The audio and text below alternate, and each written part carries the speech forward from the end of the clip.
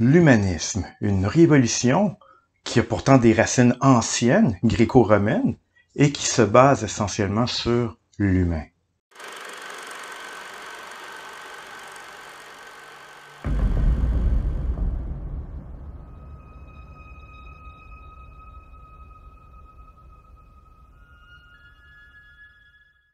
Bonjour chers amateurs d'histoire. On avait vu précédemment, à l'occasion de la Renaissance artistique en Italie, que celle-ci avait amené un grand bouleversement au niveau des arts et des lettres. Mais justement, il y aura un bouleversement aussi que cette Renaissance va occasionner, c'est un bouleversement au niveau des idées. Et le principal mouvement de pensée qui va naître au travers de la Renaissance, c'est ce qu'on va appeler l'humanisme.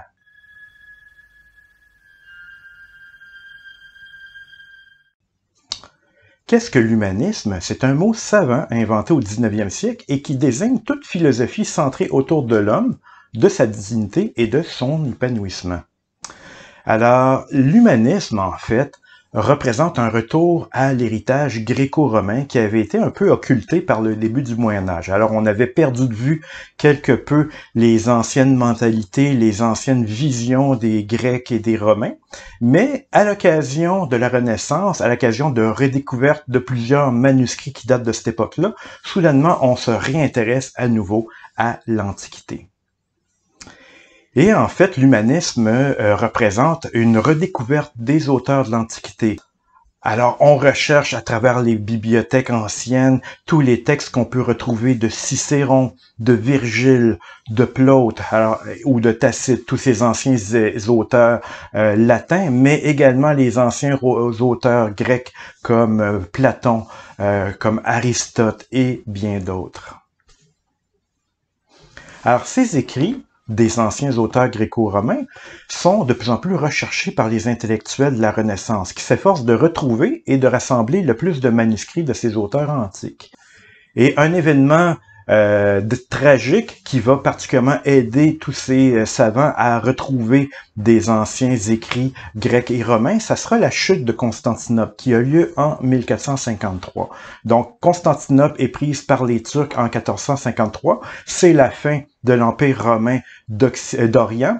Et qu'arrive-t-il à cette occasion-là? C'est que, évidemment, la ville change de nom, elle devient Istanbul, elle devient musulmane dans son essence. Alors, que se passe-t-il avec les savants byzantins, les savants de Constantinople qui ne voient plus d'intérêt à habiter là-bas dans un contexte très différent? Eh bien, ils vont fuir. Ils vont fuir vers où? Ils vont fuir vers l'Europe. Et où? Vers l'Europe plus particulièrement, là où la richesse se trouve, là où les intellectuels sont les plus nombreux, j'ai nommé l'Italie, l'Italie du Nord principalement.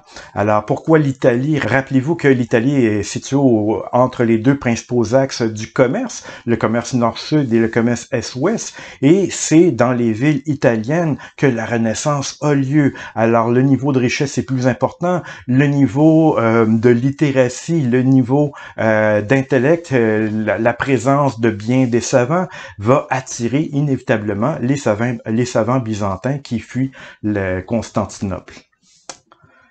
Alors évidemment, ces savants byzantins qui arrivent en Italie vont apporter avec eux des connaissances qui avaient été perdues en Occident et aussi des manuscrits qu'ils vont amener avec eux, des manuscrits d'anciens auteurs grecs ou romains. Alors, en arrivant en Italie, ils vont remettre l'Italie et l'Europe en contact avec des vieilles connaissances qui avaient été perdues. Alors certains vieux ouvrages qui avaient disparu en Occident reviennent sur le marché grâce à ces arrivants byzantins. Alors, suite à l'arrivée de ces Byzantins et l'arrivée de tous ces manuscrits qui étaient autrefois inconnus ou mal connus, on va donc rassembler, recopier et commenter tous ces textes. Et de ce fait, le latin antique, s'entend, le latin va redevenir de plus en plus étudié. Et même le grec ancien, qui avait été oublié quelque peu en Occident, retrouve ses lettres de noblesse. De plus en plus de savants recommencent à étudier le grec, notamment Pétrarque, sur lequel on reviendra. Et de ce fait apparaissent ceux qu'on appelle les premiers humanistes. Alors les premiers qu'on peut mentionner, c'est le fameux Boccace et surtout Pétrarque, dont je parlais quelques instants auparavant. Boccace ou Boccaccio, qui est l'auteur du Décaméron, qui va être un succès de librairie à l'époque, donc est un puits de connaissances, et il va constituer un des fondateurs de la littérature italienne moderne. Et Pétrarque, donc lui aussi très versé dans bien des écrits, alors poète tout autant que auteur en prose, analyste de la langue, qui s'intéresse notamment à l'étude du grec, un des rares à son époque, un des pionniers. Alors lui aussi va être à sa façon l'un des piliers de la littérature italienne par la suite. Alors ces gens, on les appelle les humanistes, et ça vient du mot latin humanus. Humanus qui veut dire non seulement humain, mais aussi aimable et cultivé. Alors ce mot humanus va finir par désigner tous ceux qui admirent l'Antiquité classique et qui cherchent à la comprendre et qui cherchent surtout à en faire revivre certains aspects. Alors, ceux qui admirent l'Antiquité classique, les Grecs et les anciens Romains, ceux-là voient à quel point ces civilisations étaient avancées et ils se prennent à espérer que l'Occident puisse revenir à ces éléments de civilisation. Et donc, les intellectuels de la Renaissance, les fameux humanistes, ne vont pas se contenter d'admirer les œuvres antiques. Ils vont s'en inspirer pour leur propre existence. Ils vont y chercher une pensée et une règle de vie pour la conduite des hommes de leur temps. Alors l'humaniste, en quelque sorte, c'est le prototype de l'homme nouveau de la Renaissance, un homme qui a foi dans le progrès de l'humanité et qui a confiance en l'homme, parce que l'humanisme est basé essentiellement sur une vision positive de l'être humain, de l'homme.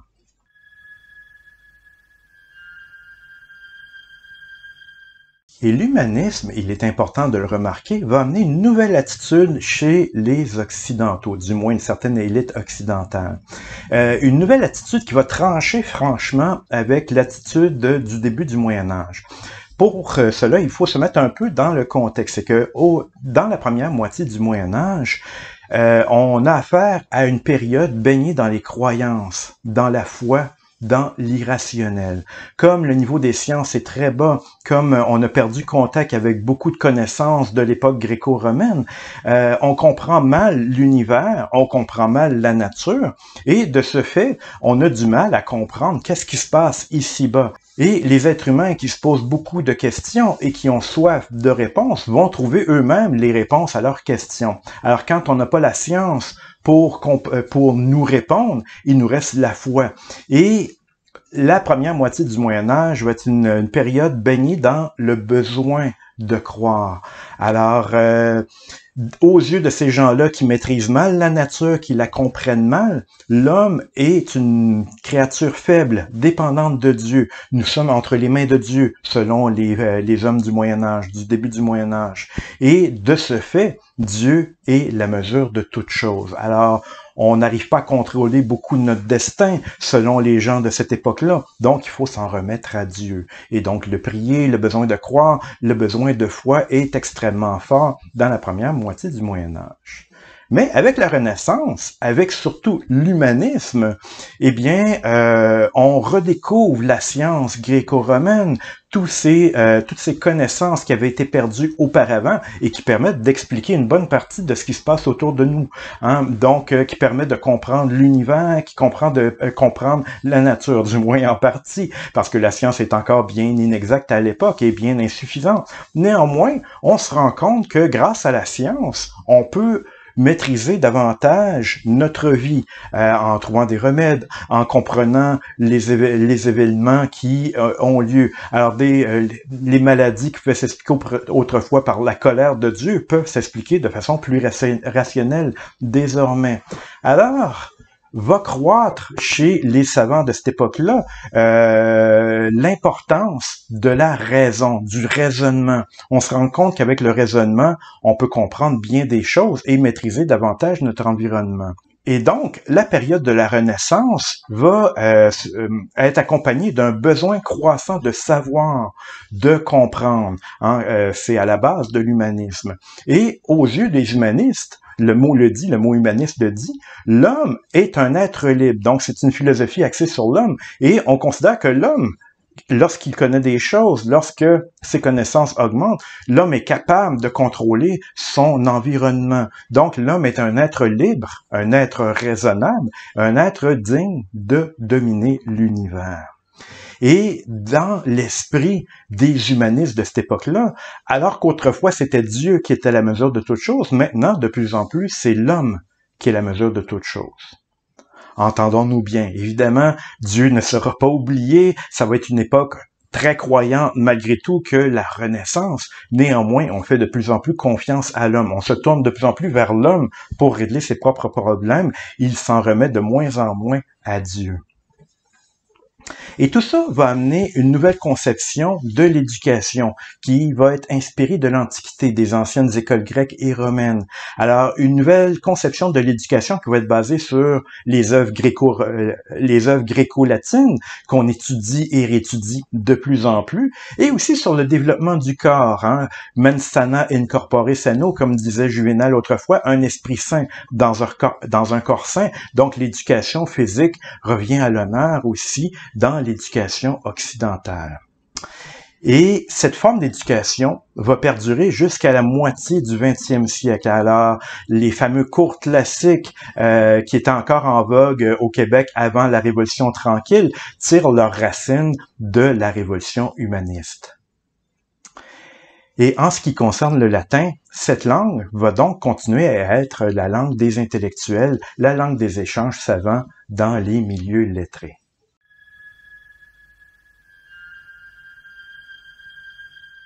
Alors, l'humanisme, cette nouvelle mentalité, cette nouvelle philosophie va se répandre de plus en plus.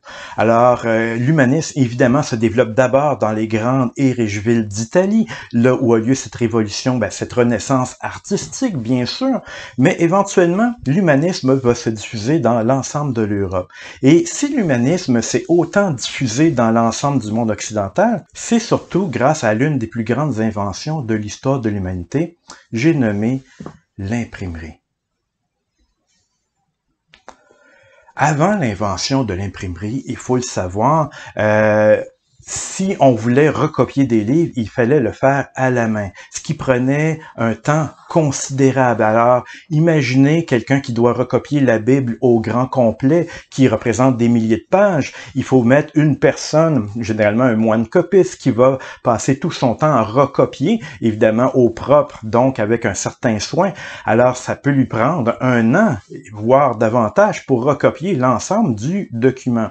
Alors, imaginez le prix que va avoir le livre en conséquence. S'il faut nourrir une personne ou la payer pour faire ça durant une année complète, imaginez le prix du livre en bout de ligne. Alors, autant dire que au Moyen Âge, avant l'invention de l'imprimerie, les livres étaient peu courants et extrêmement onéreux, extrêmement cher. Alors, dans les bibliothèques, souvent, les livres étaient enchaînés à la table pour empêcher les gens de s'enfuir avec ou cachés derrière des grillages. On pouvait lire debout devant le grillage, mais on ne pouvait pas subtiliser le livre. Alors, ces livres étaient précieux et avaient une grande valeur monétaire. Mais il y a un homme en Allemagne qui va inventer un nouveau procédé. Un procédé qui est inspiré d'une invention chinoise parce que les Chinois avaient inventé l'imprimerie auparavant, mais alors que les Chinois avaient tendance à simplement graver une plaque au complet à l'envers avec des caractères en relief sur lesquels on mettait de l'encre pour ensuite les presser contre du papier et ainsi obtenir une page imprimée, étampée si vous préférez.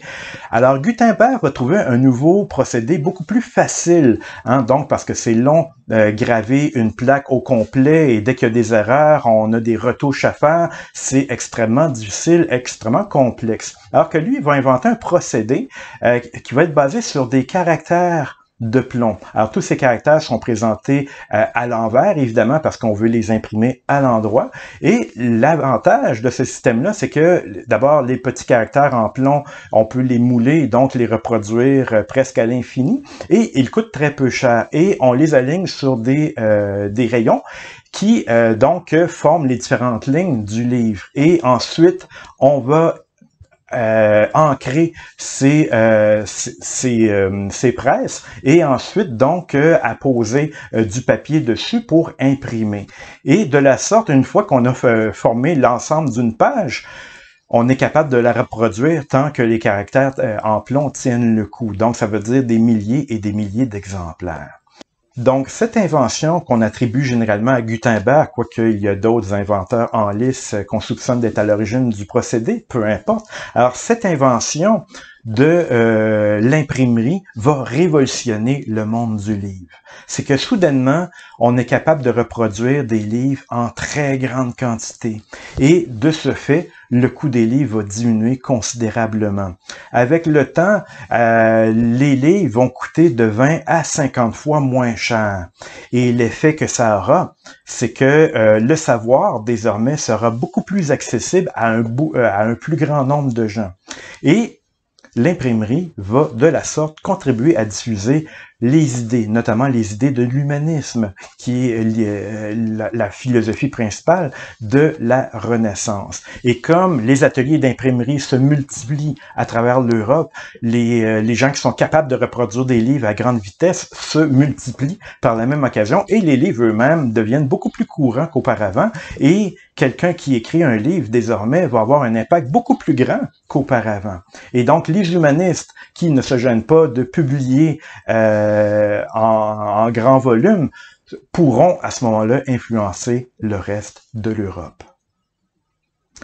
Donc, l'imprimerie contribue à diffuser les idées de l'humanisme. Et l'imprimerie, il faut le savoir également, contribue à l'éclosion des langues et des littératures nationales. Pourquoi? Parce qu'auparavant, lorsqu'un auteur en Europe voulait être lu le plus possible, il avait tendance à écrire en latin. Pour quelle raison? Parce que des gens, mettons un auteur d'italien écrit en latin, il sait à ce moment-là que des lecteurs anglais, français, allemands ou espagnols pourront lire son livre. Mais maintenant que les livres sont diffusés beaucoup plus qu'auparavant, ils sont imprimés en plus grand nombre, il devient maintenant pertinent de publier aussi dans les langues nationales, comme le français, comme l'espagnol, comme l'anglais. Alors, l'avantage qu'on a, c'est que comme les livres coûtent beaucoup moins cher qu'auparavant, dans un pays donné, il y a beaucoup plus de lecteurs potentiels qui peuvent acheter le livre, qui sont en mesure de l'acheter. Et donc, il y aura les premiers grands auteurs de ces différentes langues nationales pour lesquels on avait un certain mépris autrefois. Alors, c'est là qu'on assistera à l'éclosion des premiers chefs-d'œuvre de la littérature française. Alors, bon, évidemment, on peut parler de la chanson de Roland qui date de bien avant ou le roman de Renan, mais soudainement, les chefs-d'œuvre français se multiplient avec notamment Rabelais, qui est l'auteur de Gargantua et de Pantagruel, deux géants dont il raconte les aventures dans un style très libre et qui n'est pas dénué de critiques de la société. On peut parler également de Shakespeare, un des auteurs fondateurs de la littérature anglaise, qui a écrit de nombreuses pièces qui sont universellement connues, comme Hamlet ou Roméo et Juliette, et il y en a tellement d'autres. Et donc, Shakespeare, qui va être un des piliers de la littérature mondiale, mais plus près du sud, plus près de l'Italie. Évidemment, j'ai parlé de Pétrarque, de Boccace. Il y a aussi Dante, qui avait écrit la Divine Comédie, ce voyage initiatique de l'auteur, un voyage imaginaire où est-ce qu'il se retrouve dans l'au-delà, dans l'enfer, dans le purgatoire et dans le paradis. Il rencontre toutes sortes de personnes qui vivent toutes sortes de supplices, du moins dans l'enfer. Et donc, il raconte tout ça dans un style poétique, mais aussi en Espagne. Comment ne pas mentionner Cervantes, l'auteur de Don Quichotte, qui lui aussi, Cervantes, va être un des fondateurs, celui-ci de la littérature espagnole. Et donc, il raconte l'histoire de Don Quichotte, le chevalier à la triste figure. Donc, ce vieux passionné de romans de chevalerie qui finit par devenir fou et se prendre lui-même pour un chevalier et qui part à l'aventure sur sa vieille monture, accompagné d'un paysan naïf qui s'appelle Sancho et qui vit toutes sortes d'aventures hilarantes, soit dit en passant, je vous recommande la lecture. Et d'autre part, c'est comme une critique de l'ancien monde, par la même occasion, le monde moyenâgeux face au monde qui est en train de changer, qui s'en va vers la Renaissance. Alors Don Quichotte aussi est un des éléments centraux de la littérature mondiale. Alors, l'invention de l'imprimerie va permettre tout ça, c'est cette éclosion des littératures nationales à travers les exemples que j'ai évoqués et bien d'autres auteurs, évidemment.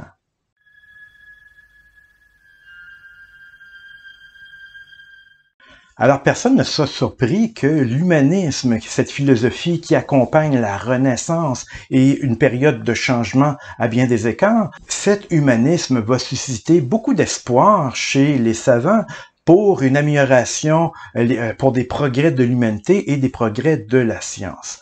Malheureusement, l'humanisme va éventuellement rencontrer certaines limites et l'humanisme sera freiné à bien des égards. C'est que, évidemment, les humanistes vivent à une époque où est-ce que c'est encore la religion qui domine, encore l'Église qui domine, et l'exaltation de l'individu et la liberté qui vient avec, donc et qu'on voit dans l'humanisme, se conciliait assez mal avec les impératifs de l'Église. Alors, l'Église qui a ses propres dogmes, c'est-à-dire ces choses qu'on ne peut nier. Alors, donc, il y aura beaucoup d'opposition entre les humanistes et les membres de l'Église. Et c'est ce qu'on va voir plus tard avec la réforme protestante. Et d'autre part, on espérait beaucoup au niveau des progrès de la science, mais les progrès scientifiques de l'époque de la Renaissance vont être relativement limités. Pourquoi? Parce que malgré tous les efforts qu'on fait, il y a un élément qui va freiner considérablement, c'est le fait que les instruments de mesure de l'époque de la Renaissance restent médiocres et nuisent à l'avancée de la science. Comment faire de la chimie sans thermomètre? Comment observer les étoiles sans lunettes astronomiques? Etc. Alors, les instruments de mesure manquent encore pour faire vraiment progresser la science et ce qui manque, c'est de pouvoir quantifier la science. On le verra à l'occasion de Galilée. D'autre part, il y a un autre problème du côté des humanistes, c'est que ces gens-là admirent généralement considérablement les auteurs de l'Antiquité. Alors, pour eux, Aristote est une immense référence, ainsi que d'autres auteurs comme Platon, comme Cicéron et bien d'autres. Et le problème, c'est que les humanistes admiraient beaucoup trop les savants de l'Antiquité. Et les écrits des auteurs anciens étaient rarement critiqués par les humanistes. Alors, ils se voyaient comme des nains juchés sur des épaules de géants. Alors donc, ils ont l'aide de ces géants, mais ils sont pas capables de les remettre en question. Donc, qu'est-ce qui va arriver? C'est que lorsque quelqu'un a une nouvelle idée, mais qui contredit Aristote, il va lui-même s'auto-censurer, et si ce n'est pas le cas, ce sont les autres savants qui vont le censurer, qui vont le contredire et lui dire que non, alors on ne peut pas contredire Aristote, pas plus qu'on ne peut contredire la Bible. Et de ce fait, l'admiration que les humanistes avaient pour l'Antiquité, pour les auteurs de l'Antiquité, cette admiration va avoir un effet paralysant sur l'évolution des sciences. Il faudra attendre encore quelques siècles pour qu'on puisse briser cette admiration, pour qu'on soit capable d'aller au-delà. Parce qu'évidemment, Aristote était un humain, Platon également. Ils ont pu se tromper à bien des occasions. Alors donc, si on n'est pas capable de le reconnaître, ça veut dire qu'on ne peut pas aller plus loin qu'eux. Alors, ça sera le problème principal de l'humanisme. Il va se heurter au pouvoir de l'Église. Il va se heurter à l'admiration trop grande que les humanistes eux-mêmes avaient pour l'Antiquité.